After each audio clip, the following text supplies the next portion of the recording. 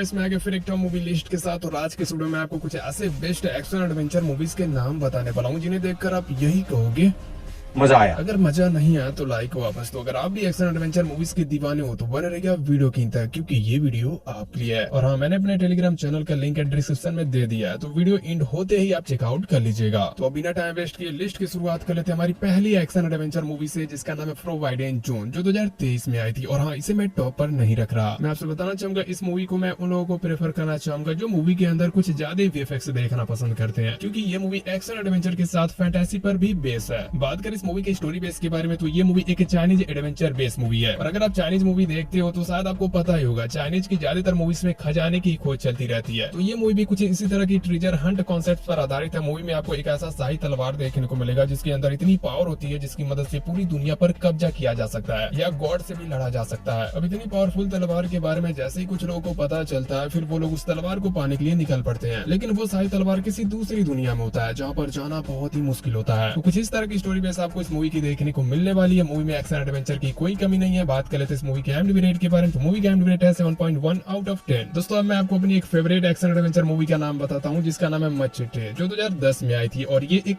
चुम्मे movie है। चुम्मे मतलब चुम्मेश्वरी movie है। यहाँ पर मैं पहले क्लियर कर देना चाहूंगा, इस मूवी के 2 पार्ट अवेलेबल है। 2010 वाले पार्ट को देखने के बाद 2013 वाले पार्ट को देखना मत भूलिएगा। बात करें इस मूवी की स्टोरी के बारे में तो आपको इस मूवी में एक मैसेटी नाम का बंदा देखने को मिलेगा, जो एक कॉन्ट्रैक्ट किलर होता है। अब एक दिन होता है क्या, मचेस्टी कुछ लोगों से लड़ाई कर रहा होता है, तभी वहाँ पर यूएस मिलिट्री आती है और वो मचेस्टी को पकड़कर यूएस प्रेसिडेंट के पास ले जाते हैं। मजेस्टी को यूएस प्रेसिडेंट के पास ले जाने के बाद यूएस प्रेसिडेंट मजेस्टी को एक बंदे को मारने का कॉन्ट्रैक्ट देता है, जो एक बहुत ही बड़ा अंडरवर्ल्ड डॉन होता है। पहले तो मजेस्टी इस कॉन्ट्रैक्ट को लेने से मना कर देता है, क्योंकि इस कॉन्ट्रैक्ट में बहुत ही खतरा होता है। फिर यूएस प्रेसिडेंट मजेस्टी को यकीन दिलाता है, अगर तुम मेरे इस कॉन्ट्रैक्ट को पूरा करते हो तो मैं तुम्हारे सारे जुर्म को मिटा दूंगा। फिर क्या दोस्तों, मजेस्टी तैयार हो जाता है, कॉन्ट्रैक्ट ले लेता है और यहीं से इस मूवी में एक्शन एडवेंचर की शुरुआत होती है। अगर आप सोच रहे हो इस मूवी को देखते वक्त चुम्मेश्वरी वाला मजा नहीं आएगा, तो इस वाले सीन को देखो।